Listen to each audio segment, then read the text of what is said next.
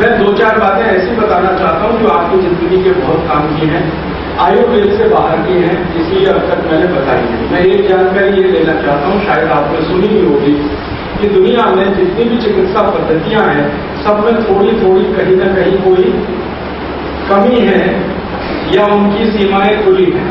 पूरी टोटलिटी में, पूरी कंप्लीट, सब आइडियल ऐसी कोई चिकित्सा पद्धति अभी रह नहीं पाई। शायद आज से 3000 साल पहले आयुर्वेद रहा होगा, लेकिन आयुर्वेद की भी आज की सीमा में, आज के हिसाब से कुछ लिमिटेशंस आ गई हैं। जैसे मैंने कहा ना, स्वर्ण भस्म आयुर्वेद की दवा हर एक के बस का नहीं है, तो वहां पे लिमिटेशन है। किसी से कहूं मोती मिश्री ले लो तो सबके बस की नहीं है, महंगी चीजें हैं। तो बहुत सारी महंगी चीजें जो दवाएं के रूप में, दवाओं के रूप में है, वो मैं बताता नहीं। मैं मानता हूं वो आयुर्वेद की आज के हिसाब से सीमा है। उस दृष्टि से उनसे भी बेहतर विकल्प मैं आपको बताना चाहता हूं। जैसे अगर किसी को कुत्ते ने काट लिया, अब मैं आयुर्वेद में उसका इलाज करूंगा तो समय बहुत लगेगा। ऐसा मान लो कि कम से कम 15 दिन से 21 दिन तक का समय लग जाएगा, और जितनी दवाएं उसको खिलानी पड़ेगी उसमें खर्चा और उसका बजट बहुत बढ़ जाएगा।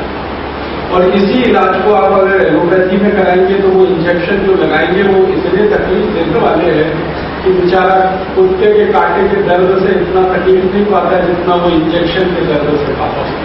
और महंगा इतना है कि गरीब आदमी के बस का नहीं है। ऐसे ही मान लीजिए सांप ने काट लिया किसी को, अब सांप ने काट लिया तो फिर वही समस्या है। मैं अगर आयुर्वेद में आपका इलाज करूंगा तो समय भी जाता है, और ये सब सेंसिटिव केस है, इनमें ज्यादा समय का बीतना पेशेंट के लिए हर दिन मौत के नजदीक जाना। तो मैं ऐसे केसेस जिनको मैं मानता हूं कि बहुत संवेदनशील है, मैं खुद उनको आयुर्वेद का ट्रीटमेंट नहीं देता कभी भी। उनके लिए मैं होम्योपैथी में काम करता हूं, और होम्योपैथी के बारे में मैं ये कहूं कि उसमें रिजल्ट इस तरह के केसेस के बहुत फास्ट है। शायद 3 दवा ही देनी पड़ती है, माने 3 खुराक देनी पड़ती है, उतने में सब ठीक हो जाए। और वो एक दिन का ही खेल है। एक दिन ज्यादा से ज्यादा 24 घंटे में कितना भी जहरीला सांप काटे, कितने भी खराब कुत्ते ने आपको काटा हो, बिच्छू ने डंक मार दिया आपको, कितना भी खराब बिच्छू रहे और उसका डंक आपको लग गया, ये सब एक दिन में ही होम्योपैथी आपको ठीक कर देती है। बिना इंजेक्शन लगाए, बिना कोई काढ़ा पिए, बिना ज्यादा आपको कोई तकलीफ दिए हो। तो वो भी मैं आपको जोड़ देता हूं इसमें, तो आप लिख लीजिए। कभी भी किसी को कुत्ते ने काट लिया, जो आजकल बहुत सामान्य बात हो गई, वो कुत्ता पागल रहे या पागल ना रहे, वो घरेलू हो घरेलू ना रहे, मन में तो डर बैठ जाए। हालांकि ऐसा है कि जो कुत्ता घर में रहता है उसके काटने से कोई फर्क नहीं पड़ेगा आपको, क्योंकि वो वही खाता है जो आप खाते हैं, आपसे अलग वो कुछ नहीं खाता है। तो आपके शरीर में उसके रोगाणुओं से लड़ने के लिए एंटीबॉडीज हैं, क्योंकि आप हमेशा उसके नजदीक रहते हैं, वो आपको चाटता भी रहता है। तो ये तो सब सामान्य है, लेकिन फिर भी लोगों के मन में डर इतना होता है, फिर कुत्ते ने काट लिया तो जाएंगे जरूर डॉक्टर के पास, और फिर वो लगवाएगा 24 इंजेक्शन या 14 इंजेक्शन, और वो सब हजारों रुपए का खेल। आपको मैं एक सीधी, सरल और बहुत प्रभावी दवा का नाम लिखा देता हूं, आप उसको लिख लीजिए, हमेशा इसको घर में रखिए। 5 रुपए की दवा आती है और 100 आदमी उसमें ठीक हो जाते हैं। इससे सस्ता कोई इलाज नहीं है। दवा का नाम है हाइड्रोफोबिनम। मैं स्पेलिंग बोलता हूं, HYDRO,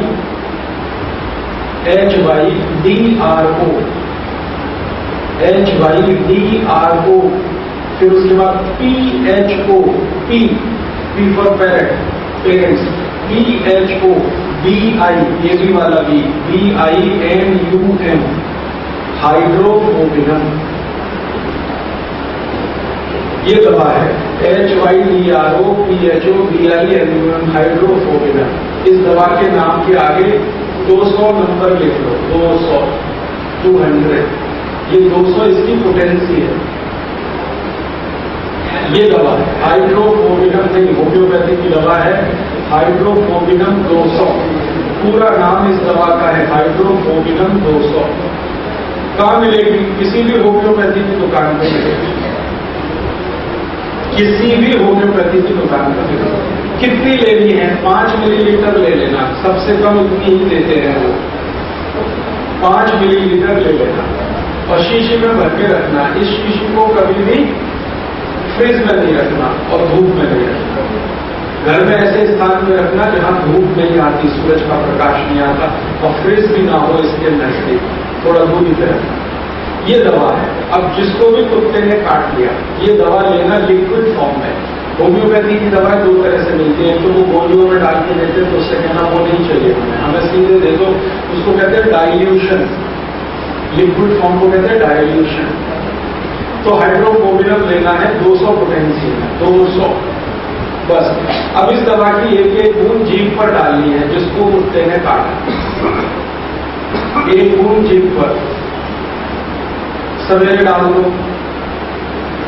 और आप देख रहे हैं कुत्ते ने काटा है, बहुत तेज खून निकल रहा है और वो बेचारा परेशान है, तो इस दवा को आधा आधा घंटे में 3 बार जीभ पे डालना।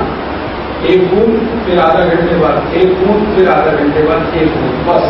उसके बाद आप भूल जाइए, बिल्कुल भूल जाइए। उस आदमी की जिंदगी में कभी भी कोई संभावना नहीं है कि रेबीज हो जाए। कुत्ते के काटने से जो बीमारी होती है उसका नाम है रेबीज, कभी नहीं होगी, हो नहीं सकती। एक बूंद आधा घंटे बाद, एक बूंद आधा घंटे बाद, एक बूंद, बस भूल जाइए। उसके बाद 3 बूंद डाली है, जीभ पे डाली है।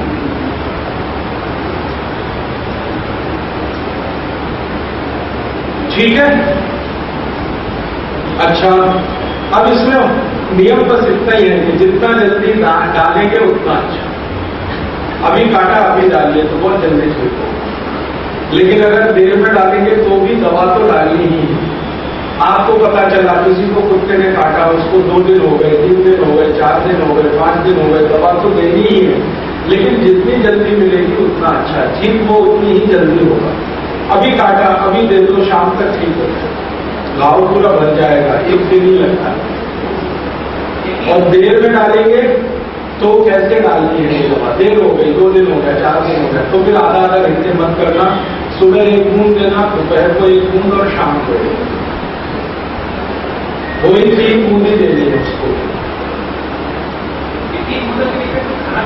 नहीं कुछ नहीं, बस इतना ध्यान रखना, खाना पीना नहीं करेंगे। तो ज्यादा पुराना हो गया तो सुबह 1 बूंद देगा, दोपहर को और 1 शाम को। ये सुबह दोपहर शाम में खाना पीना कर पाएंगे, वो आधा आधा घंटे में खाना पीना नहीं होगा। आधा आधा घंटे में इसलिए दी जा रही है कि आपको खाने पीने से रोका जाए। तो 1 बूंद सुबह दे दिए, दोपहर 1 शाम, बस कहानी खत्म हो गई। कितना भी पुराना हो, 15 दिन पुराना, 20 दिन, उतनी 3 खुराक में वो भी ठीक होगा। ये तो हो गया कुत्ते का। बिल्ली काटे तो भी यही काम आएगी। बिल्ली काटे, बिल्ली ने काट लिया तो भी यही काम आएगी। अब बस इतना ध्यान रखना कि बच्चे अगर हैं, बच्चों को कुत्ते ने काटा या बच्चों को बिल्ली ने काटा, तो इस दवा की 1 बूंद ही काफी है बच्चों के लिए। उनको 3 नहीं देंगे, उनको 1 ही देनी है। लेकिन कैसे देनी है? 1 बूंद इस दवा की 1/4 कप पानी में डाल देना। पानी लेना 1/4 कप, उसमें ये दवा की 1 बूंद डाल देना। फिर वही पानी में से 2-2 चम्मच पानी उस बच्चे को पिलाना, 3 बार पिलाना। उसको भी चाहे तो आधा आधा घंटे से दे सकते हैं, तत्काल काटा है तो।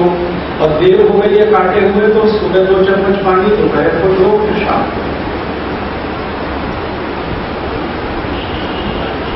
बच्चों के लिए सिर्फ 1 बूंद है इस दवा की, काफी है। और उनको जीभ पे नहीं देना है, पानी में डाल के देना है।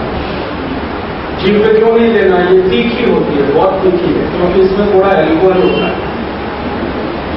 तो बच्चे जो है ना थोड़ा आउट ऑफ कंट्रोल हो जाएंगे, इसलिए उनको पानी में डाल के दें। कितने भी साल का, 1 दिन का हो, उसको भी काट लिया कुत्ते ने या बिल्ली ने, तो आप दे सकते। ठीक है। और ये दवा उस समय भी काम आती है, हालांकि ये केसेस बहुत कम होते हैं। चूहे ने काट लिया,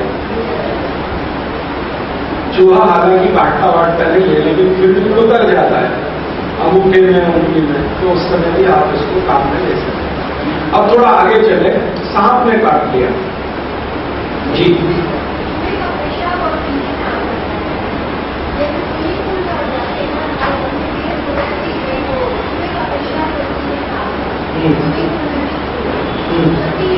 काम है वैसे चूहे के पेशाब को पीने में आ जाए तो मरेंगे तो नहीं, मृत्यु तो नहीं होगी। हाँ, थोड़े एब्नॉर्मेलिटीज आएंगे तो आप उस समय भी दे सकते हैं। सांप ने काट लिया, अब सांप का काटा हुआ थोड़ा सेंसिटिव मामला होता है, कुत्ते से भी ज्यादा, बिल्ली से भी ज्यादा, क्योंकि सांप में थोड़ा जहर है और आपको मार सकता है। लेकिन ध्यान देने की बात यह है कि भारत में 550 जाति के सांप हैं, उनमें से जहर वाले सिर्फ 7 या 8 ही हैं, बाकी सांपों में जहर नहीं। लेकिन मन में डर ऐसा बैठा हुआ है कि कोई भी सांप काट ले तो धड़कन बढ़ जाती है कि पता नहीं अब क्या होगा, अब क्या होगा। 550 जाति के सांप हैं, उनमें से सिर्फ 7 या 8 में जहर है, माने वो 7 या 8 में से कोई सांप काटेगा तभी मरेंगे, बाकी के काटने से कुछ होने वाला नहीं है। लेकिन चूंकि मन में डर है, ये एक समस्या है, तो साइकोलॉजिकली ज्यादा इसमें तकलीफ होती है, मेंटली ज्यादा प्रॉब्लम है। तो आप भागेंगे डॉक्टर के पास, वो एंटीवेनम इंजेक्शन देगा, लेकिन आजकल ये इंजेक्शन उपलब्ध भी नहीं है, और है तो एक डॉक्टर एक इंजेक्शन का 20,000 25,000 जो उसके बिल में आए वो चार्ज आपसे करेगा, और उस समय आपको पड़ी है आदमी को बचाने की, इसलिए आप रुपए नहीं गिनेंगे, आप तो कहेंगे भाई तू बचा इसको, लाख रुपए ले। ऐसी स्थिति में आप कभी घबराइए मत, कभी डरिए मत। सांप के काटने का जो जहर है वो शरीर में एकदम आदमी को नहीं मार देता। वैसे तो एक जानकारी दे दूं कि सांप का जो जहर है वो प्रोटीन है, एक खास तरह का प्रोटीन है, और वो प्रोटीन डाइजेस्टेबल नहीं है, इसलिए आदमी मर जाता है। अगर वो डाइजेस्टेबल हो तो बिल्कुल मरने की संभावना नहीं। और सांप का जहर उसके 2 दांतों में रहता है। 7-8 जाति के सांप है, उनमें सबसे ज्यादा जो जहर है उसका नाम है रसल्स वाइपर। एक सांप होता है रसल्स वाइपर, वो कैसा होता है, उसको चलते समय आप पहचान सकते हैं, वो हमेशा 8 की शक्ल में चलता है, ऐसे चलता 8 का अंक बनाते हैं अंग्रेजी में, ऐसे चले। हर बार उसकी एक माने आगे का हिस्सा पीछे के हिस्से से जरूर खड़ खड़ खड़ खड़ घिसता रहता है, और बहुत तेज आवाज आती है उसकी चलने में। वो सबसे ज्यादा खतरनाक माना जाता है, इसलिए सबसे ज्यादा आवाज करके चलता है। सावधान रहो, दूर रहो उससे, बहुत तेज साउंड आती है उसकी, शरीर घिसता है उसका। हाँ, कोबरा रसल्स वाइपर है, ये बहुत होता है, तमिलनाडु में बहुत है, कर्नाटक में भी है, आंध्रा में भी है, रसल्स वाइपर बहुत है। ये काट ले तो सबसे जल्दी मृत्यु होने की संभावना है, जहर इसका बहुत तीखा है। वैज्ञानिकों ने परीक्षण करके बताया कि 3 घंटे से ज्यादा जिंदा नहीं रहने देता इसका जहर आदमी, 3 घंटा ही है आपके पास। तो ऐसे सांप के बारे में ध्यान रखें, जो सांप ऐसे ऐसे चल रहा हो 8 का अंक बनाते हुए, समझ लो रसल्स वाइपर। और इसका फन नहीं होता, मुंह बहुत पतला है, ऐसे ही काटता है, हल्के से टच कर दिया तुरंत जहर गए। तो ऐसे सांप को कैसे कंट्रोल करेंगे, जहर उसका है तो इसकी दवा है। और मैं 2-4 और नाम बता दूं। रसल्स वाइपर है, क्रिकेट करे, ये काटता है तो भी आदमी के बचने की संभावना है। Cricket cobra, cobra 3rd position पर है, जहरीले सांपों में 3रा नंबर है कोबरा। एक किंग कोबरा होता है, एक सामान्य कोबरा होता है। ऐसे कुछ 7-8 जाति के सांप हैं, बस आप इतना याद रखिए कि जहरीला सांप काटा। अब जहरीला सांप काटा तो सिम्टम क्या होगा, जो जहरीला नहीं है उसका सिम्टम क्या होगा, जहरीला है तो क्या होगा, ये ध्यान। जहरीला सांप काटेगा तो जहां काटेगा वहां सूजन बहुत आएगी, स्वेलिंग, इमीडिएट सूजन आएगी, और आप उस सूजन से अंदाजा लगा लेंगे कि कहां काटा है। शरीर के जिस अंग में ज्यादा सूजन है बस जान लो यहीं कहीं काटा है। अब ध्यान से देखोगे तो उसमें 2 छेद नजर आएंगे आपको, सुई चुभने के जो छेद होते हैं ना, ऐसे छेद नजर आएंगे आपको सांप की काटने में, क्योंकि दोनों दांत उसके जो है ना सुई के जैसे होते हैं, अंदर गया और निकाल लिया, इतनी देर में वो काम करते हैं। तो आप सूजन वाला इलाका ढूंढिए, अगर सूजन बहुत है तो समझ लो जहरीले सांप में काटा। फिर आपको 2 दांत मिल जाएंगे। अब इन दोनों दांतों पे ध्यान रखना है, क्या करें इसके लिए। तो एक तो आप चाहें तो फर्स्ट एड कर सकते हैं।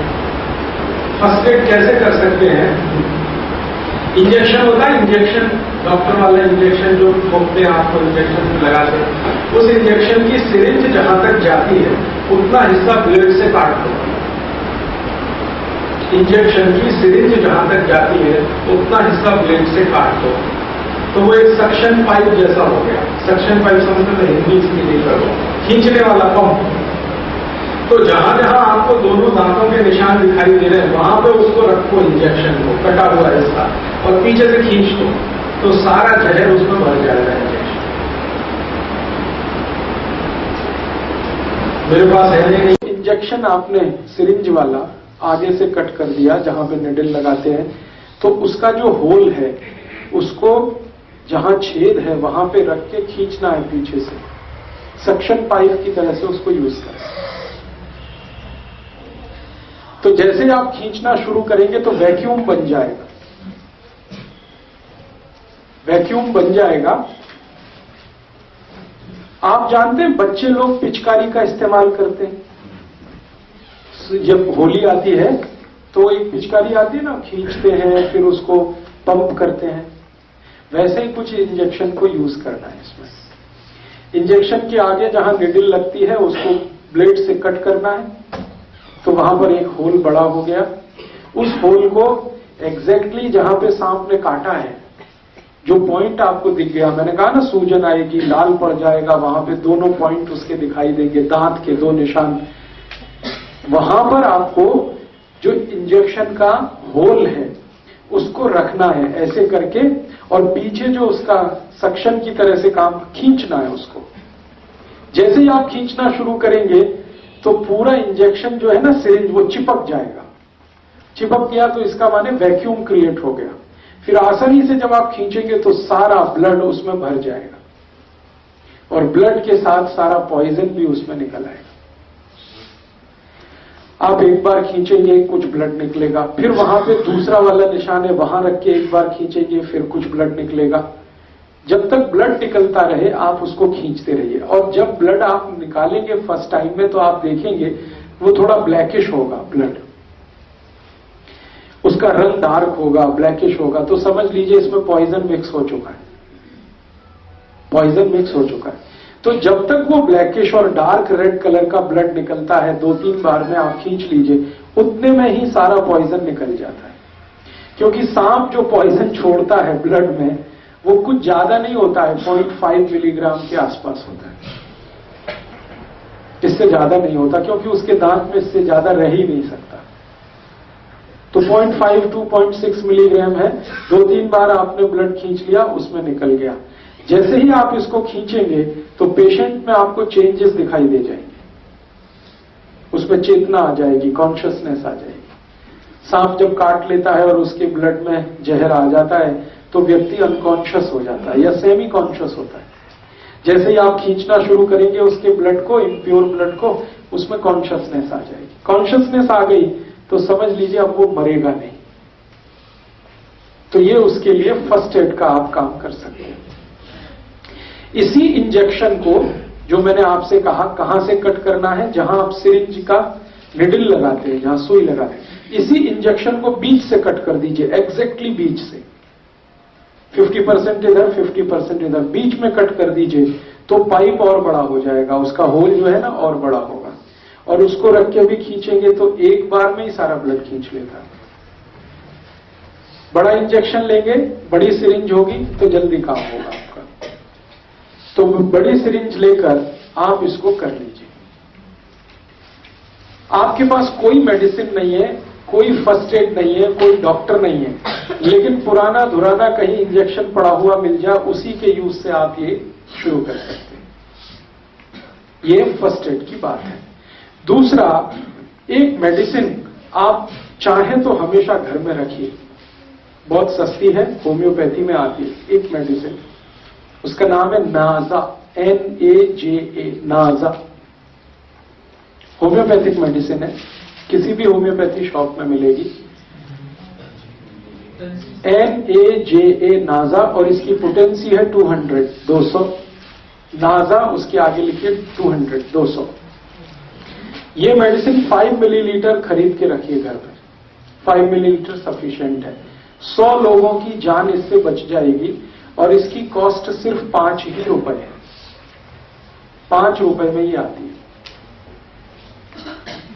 पटियाला में शायद थोड़े महंगे देते हैं, क्योंकि कल का मेरा एक्सपीरियंस है। मैं कल एक होम्योपैथी शॉप में गया था, तो वो 10 रुपए मांगता है, तो ठीक है 10 रुपए। अदरवाइज ये मेडिसिन अगर आप दिल्ली से कहीं से, जलंधर से कहीं से खरीदेंगे तो 5 ml 5 रुपीज में ही आता है। इसकी एक बॉटल भी आती है 100 ml की, वो 60 या 70 रुपए में आती है, और 100 ml की बोतल से कम 10,000 लोगों की जान आप बचा सकते हैं जिनको सांप ने काटा। और ये जो मेडिसिन है नाजा, ये दुनिया के सबसे खराब सांप का ही पॉइजन है, जिसको मैंने बोला करेत। करेत का पॉइजन सबसे खराब माना जाता है दुनिया में।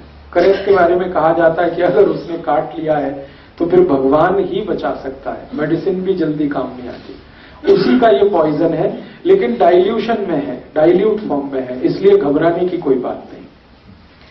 और आप आयुर्वेद का एक सिद्धांत जानते हैं, लोहा लोहे को काटता है। जब जहर चला जाता है शरीर में तो दूसरे जहर की मदद से ही वो बाहर आता है। तो आप इसको यूज करिए, नाजा 200 पोटेंसी लिक्विड फॉर्म में लीजिए, डाइल्यूशन में लीजिए। अब ये देनी कितनी है, एक एक ड्रॉप उसके जीभ पे डालना है, पेशेंट के जीभ पे। एक बार डाल दीजिए, 10 मिनट बाद फिर और एक बार डाल दीजिए, और 10 मिनट बाद एक बार डाल दीजिए, बस 3 बार डाल के छोड़ दीजिए। ये पेशेंट की जिंदगी को हमेशा के लिए बचा लेगी। और मैंने आपसे कहा कि एलोपैथी में जो एंटी वेनम इंजेक्शन है वो अवेलेबल नहीं होते। आप अगर पटियाला का कोई सरकारी अस्पताल हो, वहां जाके पूछे तो कहेगा नहीं अवेलेबल है। वो कहेगा चंडीगढ़ जाओ, या कहेगा पीजीआई लेके जाओ। अब चंडीगढ़ आप लेके जा रहे हैं, पीजीआई लेके जा रहे हैं, वहां भी इंजेक्शन मिलेगा तो 10-15 हजार से लेके 20,000 के बीच में उसकी कीमत है, और वो 8-10 इंजेक्शन ठोक देंगे एक साथ, कभी कभी 15 तक ठोक देते हैं। इस तरह से तो आपका लाख रुपए तो गया, 1.5 लाख तो गया, और यहां सिर्फ 10 रुपए की मेडिसिन में आप उसकी जान बचा सकते हैं। इंजेक्शन जितना इफेक्टिव है, मैं इस दवा की गारंटी देता हूं 100 टाइम्स ये मेडिसिन उससे ज्यादा इफेक्टिव है इंजेक्शन की तुलना में, एंटी वेनम इंजेक्शन की तुलना में। तो एक ये जानकारी आप हमेशा याद रखिए अपने जीवन में, पता नहीं कब काम आ जाए। हो सकता है आपके ही जीवन में काम आ जाए, हो सकता है आपके फैमिली के किसी के या पड़ोसी के किसी के, ये मालूम रहे आपके पास कि ये मेडिसिन नाजा है, अवेलेबल है, होम्योपैथी की किसी भी दुकान पे आसानी से मिल सकती है। आप जाके खुद खरीद के इसको घर में रख सकते हैं, लिक्विड फॉर्म में ले लीजिएगा। जब भी किसी को सांप ने काटा है, इसकी एक एक ड्रॉप 10 मिनट के अंतर पर 3 बार जीभ पे डाल दीजिएगा, बस इतना सा ट्रीटमेंट। तो सांप के काटने का इलाज आप इससे कर सकते हैं, अपना भी दूसरों का भी। अब इसी तरह की और एक जानकारी, सांप जैसा ही कई बार लोगों को बिच्छू काट लेता है, स्कॉर्पियो। और जब दर्द होता है ना तो वो आदमी बताता है कि क्या तकलीफ है उसको, दूसरा जान नहीं सकता उसकी पेन कितनी होती है, भयंकर पेन होता है। बिच्छू ने काट लिया। अब बिच्छू काट लेगा तो क्या करें, तो ऐसी ही एक और मेडिसिन है, उसका नाम आप लिख के रखिए। उस मेडिसिन का नाम है सिलीशिया, SILICEA, SILICEA, सिलीशिया। उसके आगे पोटेंसी उसकी लिखना 200। और ये भी लिक्विड फॉर्म में रखनी है 5 ml घर में।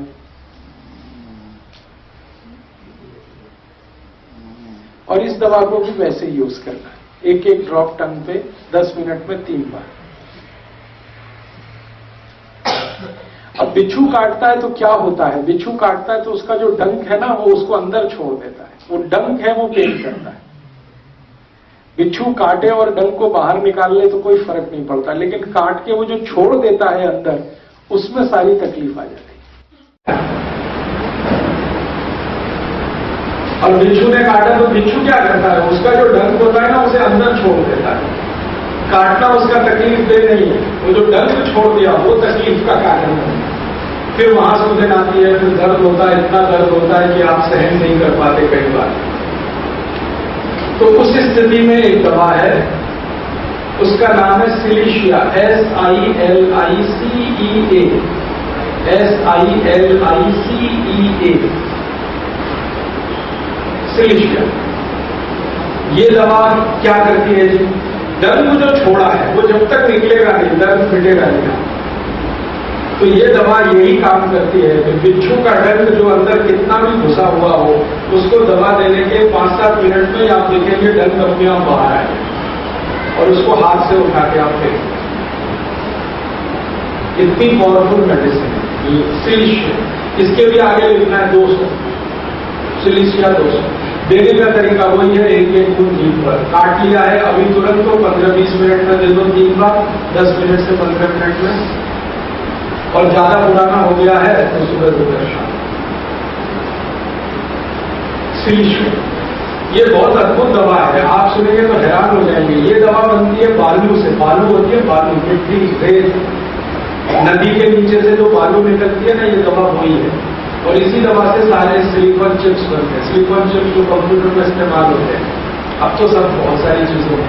तो जिस बालू से सिलिकॉन चिप बनते हैं उसी से ये दवा होती है और बिच्छू के काटने में सबसे ज्यादा प्रभावी।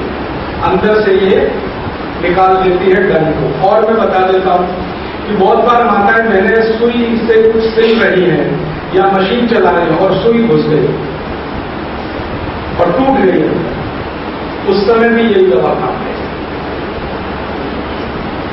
सिलते समय सुई घुस गई और टूट गई, अब अंदर पड़ी हुई है, उस समय भी यही दवा काम है। और आप सड़क पे चल रहे हैं, कांटा लग गया और कांटा अंदर घुस गया, तो भी यही दवा। कांटा लग गया, अंदर घुस गया, तो भी यही दवा काम आएगी। कांटे को बाहर निकाल देती है, सुई को बाहर निकाल देती है और ये बिच्छू के डंक को सबसे तेजी से बाहर निकालती है। और उसके बाद दूसरी कोई दवा लेनी नहीं पड़ेगी। जैसे हम कई बार करते हैं ना, सुई चुभ गई तो हमें लगेगा कि सेप्टिसिमिया हो सकता है, तो हम चाहेंगे एंटी टिटनेस इंजेक्शन और पता नहीं क्या क्या। टिटनेस का कुछ जरूरत नहीं है। सिलिशिया एंटी टिटनेस है, एंटीसेप्टिक। अरे नहीं भैया, बार बार कह रहा हूं, जीभ पे लेनी है जी। काट चुक गया, अगर अंदर फंस गया, उसके लिए भी देखो, जो भी अनवांटेड थिंग जो आपके आवश्यक नहीं है अंदर घुसी हुई है, सबके लिए है। और बता देता हूं क्या क्या काम है। ये चमत्कारी दवा है। किसी को गोली लग गई, बंदूक की गोली, रिवॉल्वर की गोली, पिस्टल की गोली, और अंदर फंसी हुई है और डॉक्टर बेचारा थक गया, ऑपरेशन कर रहा है, निकल ही नहीं रही है, जगह ऐसी है जहां निकाल भी नहीं सकता, उस समय भी यही दवा दे देना, गोली अपने आप बाहर है। कोई भी गोली, कोई भी गोली लग गई हो, बंदूक की हो, रिवॉल्वर की हो, पिस्टल की हो, राइफल की हो, अंदर फंसी हुई हो, निकल गई तब तो ये दवा कुछ काम की नहीं। गोली फंसी हुई है अंदर, छर्रे फंसे हुए, छर्रे होते हैं ना, वो कट्टे वाले छर्रे। कट्टा एक शब्द है, आप सब समझते हैं? कट्टा बिहार के लोग समझते हैं, कट्टा उत्तर प्रदेश वाले। मैंने रिवॉल्वर का देशी रूप है कट्टा, उसमें छर्रे फंस गए। 2, 3 पर्याप्त। तो गोली अंदर फंस गई है, उसके लिए भी यही दवा था।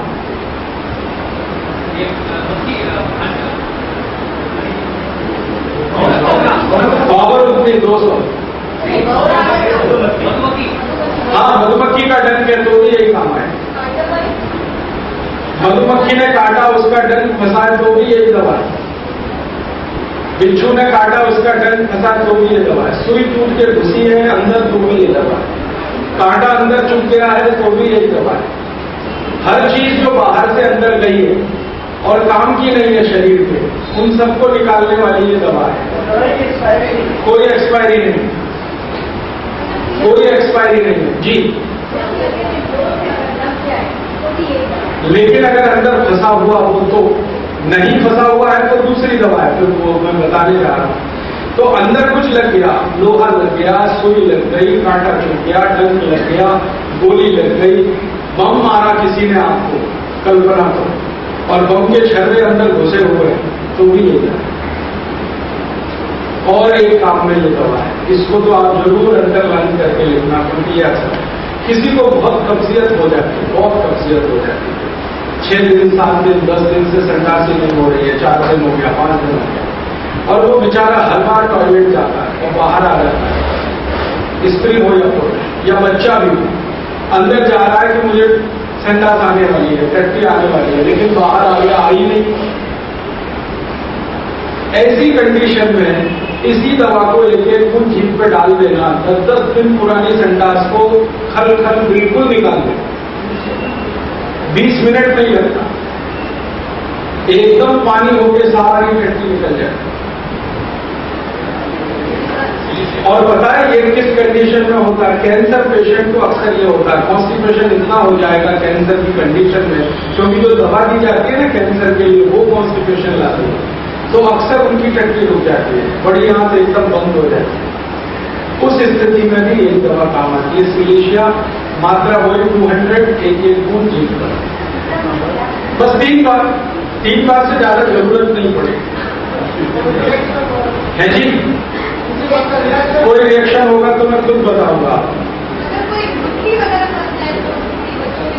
हाँ, तो भी यही दवा निकाल देंगे।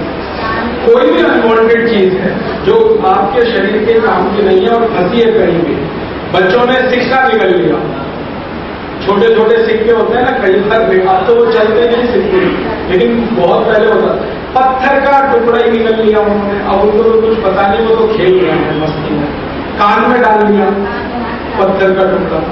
अब आप परेशान है, इस डॉक्टर सिलीशिया की 3 खुराक दीजिए, वो अपने आप ही निकलेगा।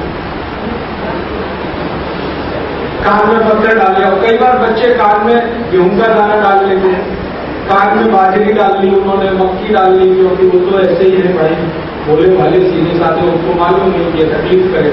तो ऐसी कोई भी चीज शरीर में गई जो अनवांटेड है, जो जरूरत नहीं है आपको, बस उन सबको बाहर निकालने को एक ही दवा आपके लिए, वैसे तो 100 दवाएं हैं, लेकिन मैंने एक बताई ताकि कंफ्यूजन ना हो, आप इसका भरपूर इस्तेमाल कर सकें। अब थोड़ा आगे चले और एक दो ऐसी दवाएं बता दूं आपको। बिच्छू, सांप और ये क्या कहते हैं, रैट माने चूहा, और क्या बताया था, बिल्ली। बिच्छू, सांप, चूहा, बिल्ली वगैरह वगैरह, इनको तो अब कर दीजिए। थोड़ा अभी आपने एक सवाल पूछा, जंग लगे, लोहे से चोट लग गई है, तो आप जाएंगे एंटी टिटनेस इंजेक्शन लेने, मत लीजिए, बहुत महंगे हैं और कई बार तकलीफ भी हो। तो इसके लिए एक दवा बता देता हूं, जंग लगे लोहे से कभी भी चोट लगे तो उसके लिए दवा है हाइपेरिकम, HYPERICUM, हाइपेरिकम, HYPERICUM,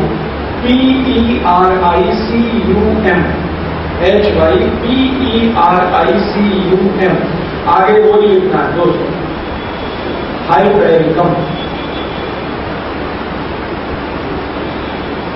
अब आपको लग गई चोट ऐसे जो जंग बदला लोहा है, खून निकला है, नहीं निकला है, इससे कोई मतलब है, यही दवा की 3 खुराक है।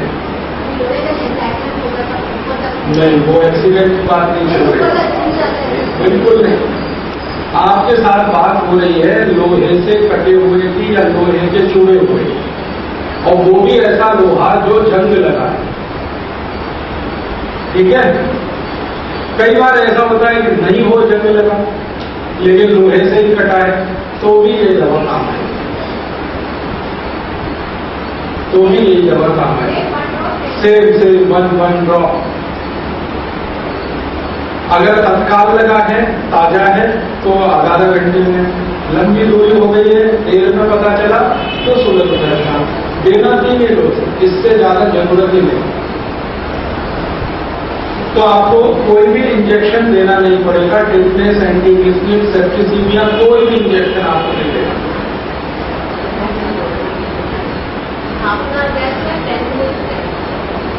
आधा घंटे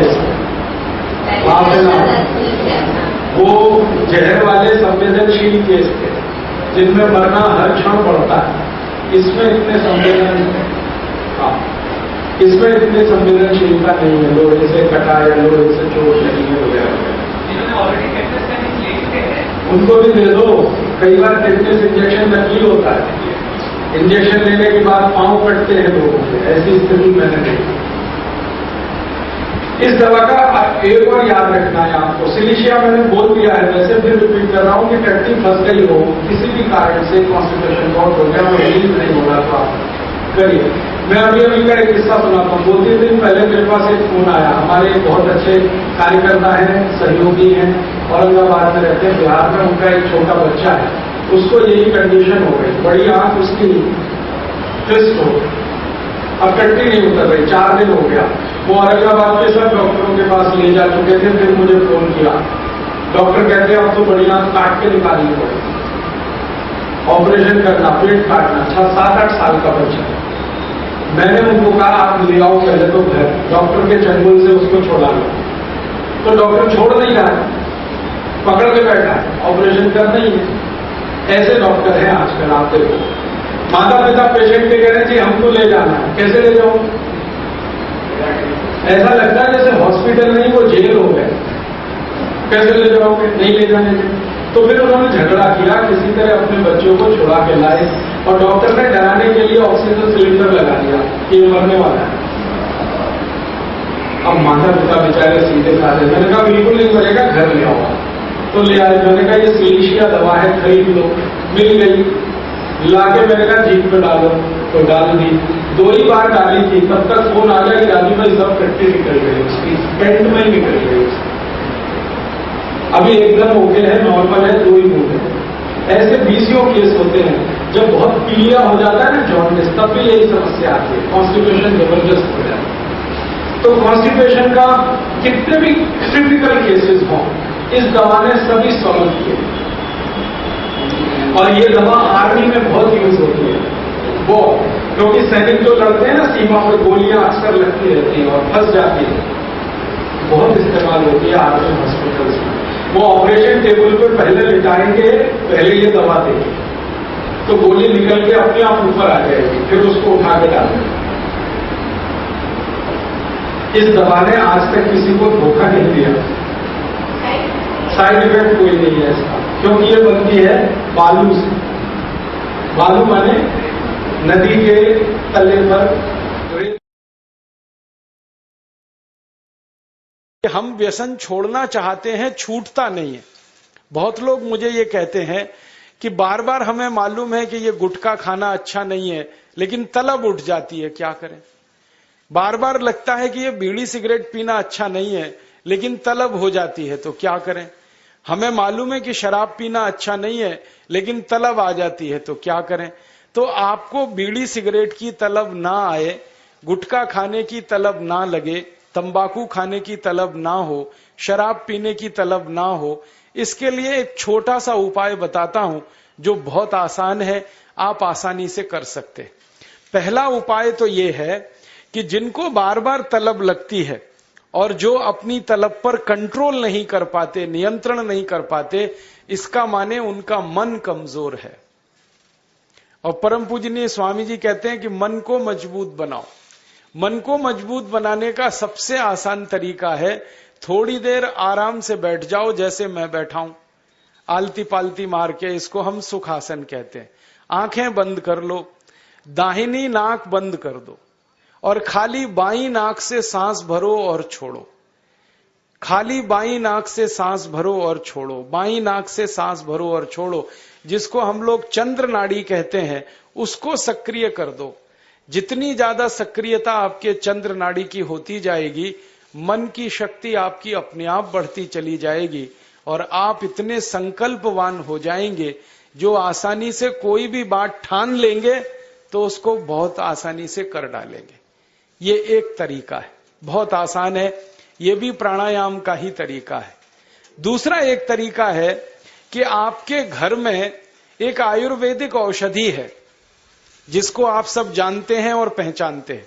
हम उसका बहुत इस्तेमाल करते हैं लोगों का व्यसन छुड़वाने में, और उस औषधि का नाम है अदरक। अदरक हम सबके घर में है। इस अदरक के टुकड़े कर लो छोटे छोटे, उसमें नींबू निचोड़ दो, थोड़ा सा काला नमक मिला लो और इसको धूप में सुखा लो, सूरज की धूप में इसको सुखा लो। सूखने के बाद जब इसका पूरा पानी खत्म हो जाए, ये अदरक के टुकड़े हमेशा अपनी जेब में डाल के रखो।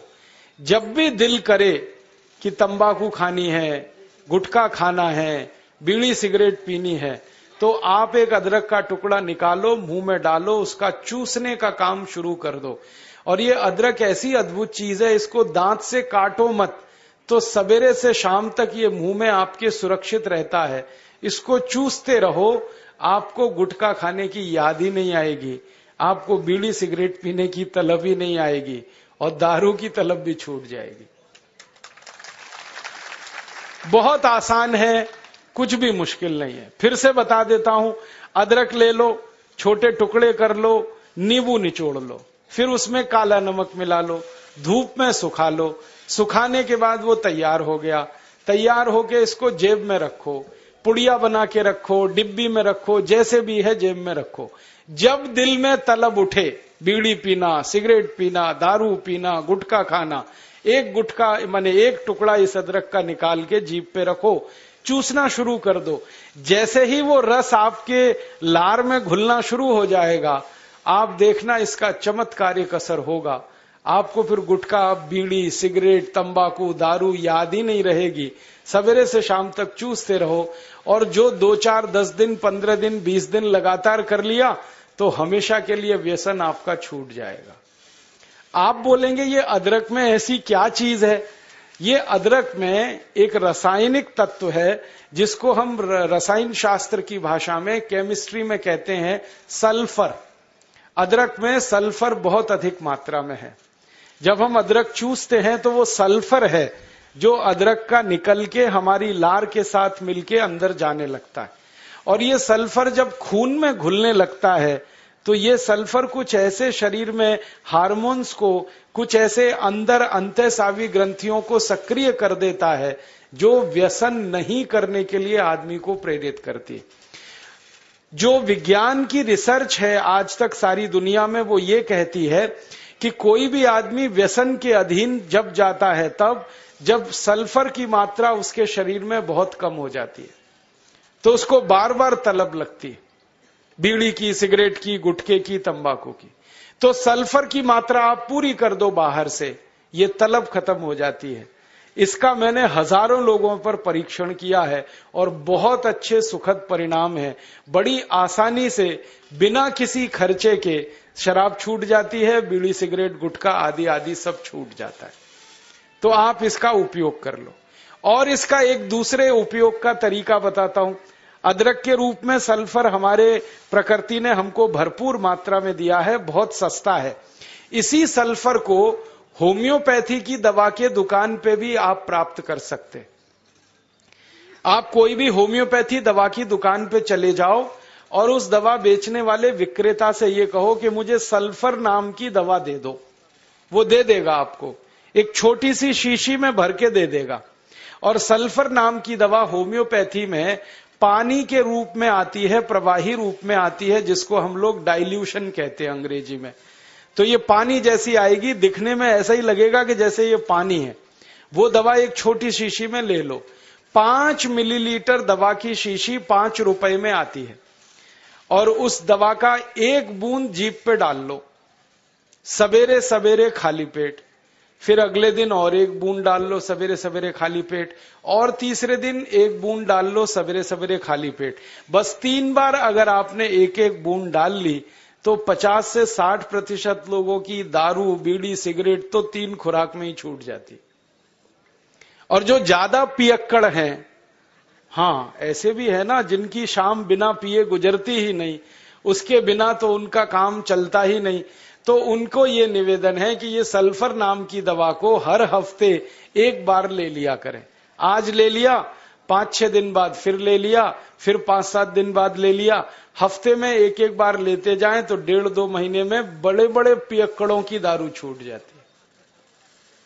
मैंने ऐसे ऐसे लोगों की दारू छुड़वाई है जो सवेरे सोकर उठने से पीना शुरू करते थे और रात तक सोने तक पीते रहते। उनकी भी दारू छूट गई है। बस इतना ही है कि 2-3 महीने का समय लगा है। तो ये सल्फर दवा अदरक में भी है, बाजार में मिलती है, होम्योपैथी की दुकान पे। अब इस दवा को जब आप खरीदोगे तो दुकानदार आपसे एक सवाल पूछेगा। वो पूछेगा कितनी ताकत की दवा दूं, कितनी पोटेंसी की दवा दूं। तो जब आप लेना इस सल्फर को तो उस दुकानदार से कह देना 200 ताकत की दे दो, 200 पोटेंसी की दे दो। सल्फर 200, यही उसका पूरा नाम है। 200 संख्या है, सल्फर दवा का नाम। तो ये सामान्य रूप से बीड़ी, सिगरेट, शराब, दारू वगैरह वगैरह के लिए काफी है। और जो ज्यादा पीने वाले हैं, बहुत ज्यादा जिनकी दारू है, तो उनके लिए यही सल्फर की 1000 ताकत की दवा ले लेना, 1000 पोटेंसी की। तो सल्फर 200 और सल्फर 1000। और अगर आप सब ग्राम रक्षा समिति की तरफ से एक बोतल खरीद लो, इसकी बहुत सस्ती आती है। ऐसे खरीदोगे तो 5 रुपए में 5 मिलीलीटर है, और बड़ी बोतल खरीद लो 250 मिलीलीटर की या 450 मिलीलीटर की, वो 150-200 रुपए की आती है। और एक बोतल सल्फर दवा में 10,000 लोगों की शराब आसानी से छूट जाती है, मात्र एक बोतल में। और वो बोतल कितने की है? 250-250 रुपए की, और 10,000 लोगों के लिए वो काम आ जाती है। और कभी कभी इस दवा को और अच्छे तरीके से इस्तेमाल करना हो तो एक बूंद सल्फर को पानी में डाल देना, जो पीने वाला पानी है, और वो पानी जो शराबी लोग हैं, जो पियक्कड़ लोग हैं, जो व्यसन करने वाले लोग हैं, उनको पिला देना। ये पानी में और अच्छे से काम करती। कई बार तो मैंने ऐसा भी किया है कि एक बाल्टी पानी ले लिया, उसमें एक बूंद डाल दिया, अब वो पूरा पानी ही दवा हो गया, उसमें से एक एक चम्मच पिला दिया लोगों को, तो भी व्यसन उनके छूट जाते हैं। तो एक बता दिया मैंने आपको, अदरक, उसका इस्तेमाल करना है व्यसन छोड़ने के लिए। और दूसरा बता दिया मैंने आपको सल्फर, जो होम्योपैथी में है, एक 200 ताकत की, एक 1000 ताकत की। और पहली बात जो सबसे पहले मैंने बताई कि मन को थोड़ा मजबूत कर लो, तो बाईं नाक से सांस लेना, बाईं नाक से सांस निकालना 5 मिनट रोज सुबेरे भी अगर आपने कर लिया, तो आपके जीवन से सब तरह की कमजोरी मन की खत्म हो जाएगी और व्यसन छोड़ना आपके लिए बहुत आसान हो जाएगा। कभी भी किसी को मजाक नहीं करना। जैसे आप किसी को व्यसन मुक्त बनाना चाहते हैं, वो व्यक्ति बहुत दारू पीता है, ठीक है, पीता है, अभी उसका कोई कमजोरी है जिसके कारण वो पीता है, तो उसको दारू से बाहर निकालना ये हमारा कर्तव्य है। लेकिन कभी उसके लिए टीका नहीं करना, टिंगल नहीं करना, उसका मजाक नहीं करना, क्योंकि जैसे ही आपने टीका किया, टिंगल किया, तो आपका सारा काम व्यर्थ है। उसको ये मान के कोशिश करना कि इसको कोई बहुत बड़ी कमजोरी है शरीर में। देखिए, व्यसन जब आता है ना शरीर में, तो शरीर की कमजोरी से आता है, दुर्गुण वो नहीं है। बहुत लोग कहते हैं कि ये व्यसन करता है इसलिए इसमें गुण कम है। गुण की कमी नहीं होती है, वो व्यक्ति को शरीर में कुछ कमजोरी आती है। कमजोरी क्या आती है? सभी व्यक्ति के शरीर में कुछ रसायन होते हैं, कुछ धातुएं होती हैं, उनमें से कोई 1-2 रसायन कम हो गए, कोई 1-2 धातुएं कम हो गई, तो व्यक्ति दारू पीना शुरू कर देगा, बीड़ी पीना, सिगरेट पीना, मावा खाना शुरू कर देगा। वो सामान्य रूप से मैंने जो शोध किया है वो ये कि सभी दारू पीने वाले लोगों के शरीर में एक केमिकल, एक रसायन की बहुत कमी आ जाती है। वो रसायन का नाम है सल्फर। हिंदी और मराठी में कहते हैं गंधक, अंग्रेजी में कहते हैं सल्फर। हमारे शरीर में 16 तरह की धातुएं और रसायन हैं। कैल्शियम है, पोटेशियम है, मैग्नीशियम है, सोडियम है, सल्फर है, आयरन है, सिलिकॉन है, कोबाल्ट है, ऐसी 16 धातुएं और रसायन होते हैं। इनमें से कोई एक धातु या एक रसायन कम हुआ और दूसरा जास्ती हुआ तो व्यसन की स्थिति बनती है। लोग जब व्यसन शुरू करते हैं ना, तो हर बार ऐसा नहीं होता कि मजे में करते हैं, मौज में करते हैं, ऐसा हमेशा नहीं होता। अगर 19 वर्ष की उम्र के पहले कोई व्यक्ति व्यसन शुरू करता है तो मान सकते हैं कि वो मजे के लिए कर रहा है। उसके बाद की उम्र का कोई व्यक्ति अगर व्यसन शुरू करता है तो जानने की कोशिश करो, कोई एक रसायन शरीर में बहुत कम होगा, और जब तक उस रसायन की पूर्ति नहीं होगी तब तक वो व्यसन मुक्त भी नहीं हो। उसमें होगा क्या? शुरू में आपने उसको समझाया, 1-2 दिवस समझ गया, फिर कोई दिन चुपके से जाके पी के आएगा, आपको बताएगा भी नहीं, और फिर आपको पता चला, आप बोलोगे यार तुमने फिर पी लिया, तो उसने कहा क्या करूं, मन नहीं मानता, शरीर नहीं मानता। वो मन मानता इसलिए नहीं है कि वो दारू के मदद से उसको वो रसायन की तात्कालिक पूर्ति होती है, शरीर उसकी मांग करता है। शरीर कहता है इसको पियो, इससे तुम्हारी ये कमी पूरी होती, लेकिन वो होती तात्कालिक है, परमानेंट नहीं है। तो ऐसे व्यक्ति को कोई औषध अगर दे दी जाए जो उसके रसायन की पूर्ति कर दे, तो जीवन पर्यंत वो व्यसन मुक्त हो सकता है। अब वो क्या रसायन है वो जानना थोड़ा चिकित्सा विज्ञान का काम है। मैं इस पर थोड़ा शोध करता हूं। चाय कॉफी जो लोग पीते हैं उनके शरीर में आर्सेनिक नाम के रसायन की बहुत कमी आती है, इसलिए वो बार बार चाय कॉफी। शराब पीने वालों को सल्फर गंधक की बहुत कमी आती है शरीर में, इसलिए बार बार शराब पीते हैं। बीड़ी पीने वाले, सिगरेट पीने वाले और हुक्का पीने वाले, इनको शरीर में फास्फोरस की बहुत कमी आती है, इसलिए वो बहुत बार उसको पीते हैं। ऐसे 16 रसायन हैं जिसकी भी कमी आएगी उसकी पूर्ति करने के लिए शरीर उसको प्रेरित करेगा, फिर जाकर वो पिएगा। तो ऐसी परिस्थिति है। तो आप अगर इसको समझ सकते हैं तो ये ध्यान रखिए कि कोई व्यक्ति अगर व्यसन कर रहा है तो उसके शरीर की कोई बड़ी भारी कमजोरी है या उसके शरीर में कोई बहुत बड़ी कमी है जिसके चलते वो ऐसा कर रहा है। कमी दूर हो जाए तो वो नहीं करेगा। तो इसलिए मैंने आपसे कहा कि कभी भी आप किसी भी व्यक्ति की जो इस तरह के व्यसन में फंसा हुआ है, टीका नहीं करना, मजाक नहीं करना, हंसी खिल्ली नहीं करना उसकी, क्योंकि वो उसकी कोई बड़ी कमजोरी है। वो जानबूझ के कई बार ऐसा नहीं करता है, कोई बड़ी कमजोरी के तहत करता है। तो भारत में 23 लाख संत हैं, 23 लाख इस देश में संत हैं। 23 लाख से भी जास्ती हैं, 23,80,000 और कुछ 100 में भी होंगे। ये सरकार के आंकड़े हैं। इतने साधु संत हैं, महात्मा हैं और 107 कोटि का भारत है।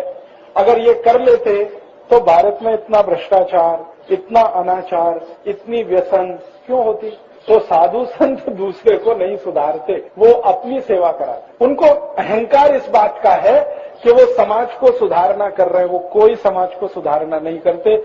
ये बात मैंने बहुत बड़े बड़े संतों को कही है उनके मुंह पर कि आप तो अपनी सेवा करा रहे हैं, आपको अहंकार है कि आप समाज के लिए कर रहे हैं। समाज आपके लिए कर रहा है, आप समाज के लिए कुछ नहीं कर रहे। तो आप में से किसी को साधु होने का नहीं है, ध्यान रखना। इस संत भी होने का नहीं है, संत और साधु कहलाने की भी जरूरत नहीं है। हम सामाजिक कार्यकर्ता हैं और हमारा स्थान बहुत ऊंचा है, क्योंकि हम समाज में रहते हुए कोशिश कर रहे हैं समाज को मदद करने की, अपना भी कल्याण कर रहे हैं दूसरे का। और ये जो साधु संत होते हैं वो हिमालय में चले जाते हैं, वो अपनी तपस्या करके अपना कल्याण करते हैं, देश का नहीं। तो इसलिए मैंने आपको कहा कि अगर आपने घर बनाया है, परिवार बनाया है, पत्नी है, बच्चे हैं, तो कभी भी ध्यान में ये नहीं लाना कि छोड़ के जाने का। कोई कुछ नहीं कर पाता। मैंने बड़े बड़े संतों को देखा है जिन्होंने घर छोड़ दिया, वो और परेशान है। हाँ, तो मैं कहता हूँ नहीं छोड़ते तो अच्छा था, क्योंकि इधर से भी गए उधर से भी गए, दोनों तरफ से गए। तो इसलिए मैं आपको ये कहता हूँ कि आपने घर बसाया, परिवार बसाया, घर संसार चलाते हैं, दुकान चलाते हैं, बिजनेस करते हैं, धंधा करते हैं, सर्विस करते हैं, खेती करते हैं, जो करते हैं वो ईमानदारी से करते करते ये करने का है। उसको छोड़ छाड़ कर कुछ जास्ती करेंगे ये कभी नहीं करेंगे। ये आपका जो अध्यक्ष है ना, ये बहुत बार मुझे कहते हैं राजीव भाई नौकरी छोड़ने का है। मैं कहता हूँ बिल्कुल नहीं छोड़ने का। पूछो इनको कितनी बार बोला है कि मैं नौकरी छोड़ता हूँ, अभी अगले साल संपूर्ण काम करता हूँ। मैं बार बार एक ही बात कहता हूँ कि नहीं छोड़ने का, क्योंकि मैं जानता हूँ जिन्होंने सब छोड़कर काम किया बहुत परेशान हो। इसलिए समाज के बीच में रह के हमें करना है, परिवार के बीच रह के करना है। और अगर आप परिवार समाज में रह के करते हैं तो बहुत तारीफ की बात है। सब छोड़ के तो आपके पास कुछ है ही नहीं करने। उच्च रक्त दबाव ये बहुत है गांव गांव में। उच्च रक्त दाब होता क्या है, आप सीधे से सरल भाषा में मैं समझाता हूँ कि आप किसी का नाड़ी परीक्षण कर सकते हैं, देख सकते हैं, नहीं तकलीफ आती है, चलो ठीक है। ऐसा करना कि किसी भी व्यक्ति को अगर ये शिकायत है कि मुझे धाप बहुत लगती है, सांस बहुत तेज चलती है, थोड़ा भी चलता हूं तो बैठना पड़ता है, घाम बहुत आता है, पसीना बहुत आता है, मन में तनाव रहता है, झोंक नहीं आती, ये जितनी भी शिकायत वो करेगा तो समझ लो उसको हाई बीपी। अब नाड़ी का ये है कि आप पकड़ सको तो फिर देखो उसको, 1 मिनट में अगर उसकी नाड़ी 80 के ऊपर निकल गई तो उच्च रक्त दबाव बहुत है। 72 से 80 के बीच में है तो उच्च रक्त दबाव होने की तैयारी है। और 72 और उसके आसपास है 74 तो स्वस्थ, 72-74 के आसपास, 74 तक हो तो चलेगा 1 मिनट में स्वस्थ व्यक्ति का 60 वर्ष तक। बच्चों का तो बहुत ज्यादा होता है, 80, 85, 90 तक होता है, कभी कभी 100 भी होता है। तो बच्चों के लिए नहीं बात कर रहा हूं, अभी बड़ों के लिए बात। तो उच्च रक्त दबाव है ये पता चल जाएगा। ऑप्टिमम लेवल जो है 80 तक अगर है 1 मिनट में तो आप समझ लो कि उच्च रक्त दबाव लगभग किनारे पर है, शुरू हो सकता है। 80 के ऊपर है तो बिल्कुल पक्का है।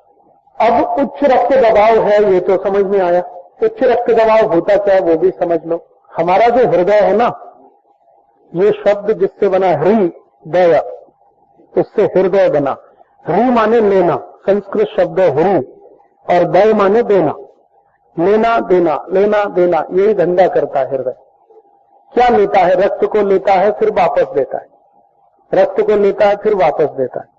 तो रक्त लेते समय दबाव पड़ता है, फिर रक्त को देता है तब भी दबाव पड़ता है।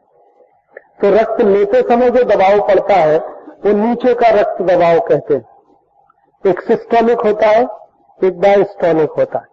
तो नीचे वाला है लेते समय और ऊपर वाला है देते समय। रक्त जहां से वो लेता है धमनियों से, तो धमनियों पे दबाव आता है, और जब देता है तब भी उन्हीं पे दबाव आता है। तो 1 मिनट में 72 बार वो लेना देना करता है। अगर 72 से ज्यादा बार कर रहा है तो उच्च रक्त दबाव की तरफ गया, और 72 से कम कर रहा है तो निम्न रक्त दबाव की तरफ गया। अब जिनको उच्च रक्त दबाव है उनकी औषध वही है, मेथी भी सबसे अच्छी औषध है, इससे अच्छी कोई नहीं।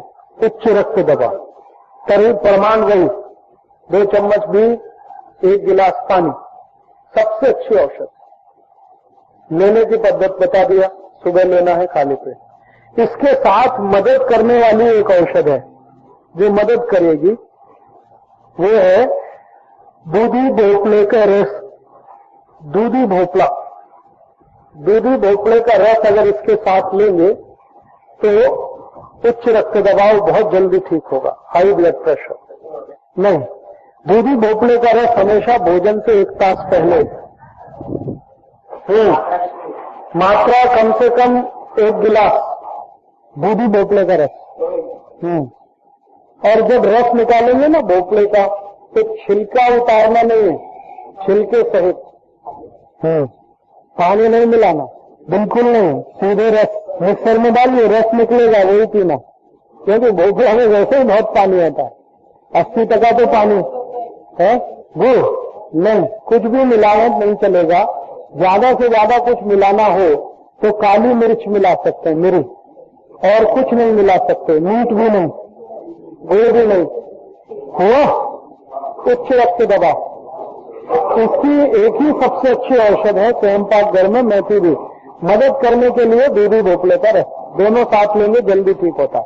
और जिनको उच्च रक्त दबाव है ना, उनका भी पथ्य वही है जो डायबिटीज का पथ्य है, दूध और दूध की बनी कोई चीज नहीं खाना।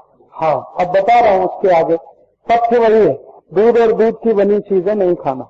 होम्योपैथी बहुत औषधि है, कम से कम 100 है, तो आप उस 100 में कंफ्यूज हो जाएंगे। एक लक्षण में एक काम करेगी, दूसरे में एक काम करेगी, तीसरे में एक काम करेगी। अब उच्च रक्त दबाव है, पानी की प्यास बहुत है तो ब्रायनिया। उच्च रक्त दबाव है, पानी की प्यास नहीं तो बेलाडोना। उच्च रक्त दबाव है, पानी की प्यास सामान्य है तो नक्सवामिका। इसमें 100 औषधि, इसलिए वो बताते मैं फंसाना नहीं चाहता आपको सीधी औषध बताई है, मेथी भी जिसमें कुछ सोचने का ही नहीं है, और दूधी भोपले का रस। कितने दिन? कम से कम 3 महीने। ये जितनी आयुर्वेद औषधि है ना, बराबर इनको 3 महीने तक लेना अच्छा है, किसी भी रोग में, कावुड़ को छोड़कर। कावुड़ एक ऐसा रोग है जिसमें 8-10 दिन से ज्यादा औषधि नहीं लेना चाहिए, बाकी सभी में ले सकते। अभी निम्न रक्त दबाव, निम्न रक्त दबाव की सबसे अच्छी औषध है काकवी। काकवी गुड़, वो देख लो ना, 1 मिनट में अगर 72 से बहुत कम है हृदय की धड़कन, तो निम्न रक्त दबाव।